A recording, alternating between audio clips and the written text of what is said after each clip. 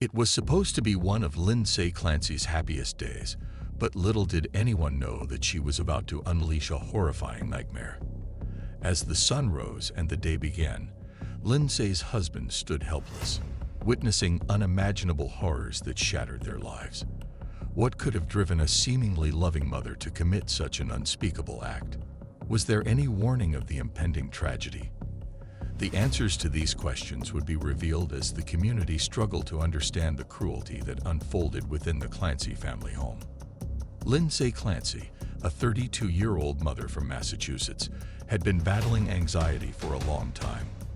On the morning of January 24th, she woke up feeling unusually positive despite her struggles. Little did anyone know that her inner turmoil was reaching a breaking point, ready to cause devastating consequences. The day began innocently enough. Lindsay took her 5-year-old daughter Cora to a pediatrician's appointment and returned home after enjoying playful moments with her children, including 3-year-old Dawson. Pictures of their laughter and joy were shared with her mother and husband, creating an appearance of happiness and contentment. However, unbeknownst to anyone, Lindsay was concealing a dark secret.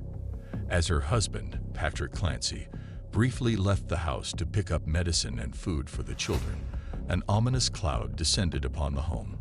When he returned, he found his wife lying in the backyard, attempting suicide. The devastating discovery awaited him inside the house. Heartbreaking screams filled the air as he found Cora and Dawson strangled in the basement. Their lives had been taken in a cruel and merciless act that defied comprehension. Emergency services rushed to the scene, but it was too late for Cora and Dawson, who were pronounced dead that evening.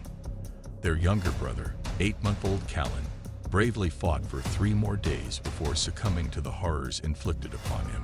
As investigators delved into the darkness that engulfed Lindsay's mind, questions about her motive and intent began to take shape. Prosecutors painted a chilling picture of a mother who allegedly planned and executed the killings with cold precision.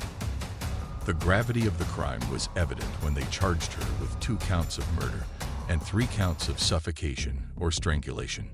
Lindsay's attorney provided insight into her emotional struggles, describing her battles with depression and bad thoughts that had plagued her since the birth of her son, Callan.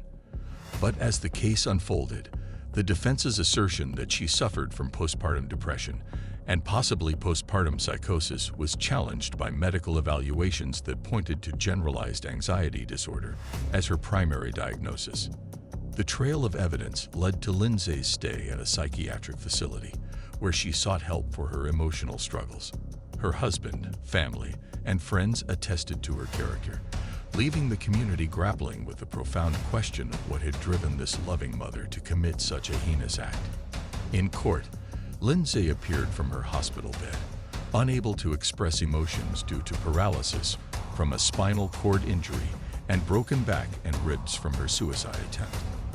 The judge ordered her to be held in the hospital for mental health treatment, and the gravity of her actions began to sink in. Her lawyer vehemently protested against society's failure to adequately address postpartum depression and psychosis in women, arguing that she had been over-medicated rather than properly treated. Despite the defense's claims, the prosecution maintained that Lindsay had displayed enough clarity of mind to inquire about her legal rights after the deaths. The legal outcome of the Lindsay Clancy case was that she was sentenced to indefinite hospital orders instead of prison. This meant that some were to be placed under the supervision of a mental health team in a hospital setting rather than in prison. So what do you think was a good decision to send Lindsay to the hospital? Tell us in the comments section. Thanks for watching.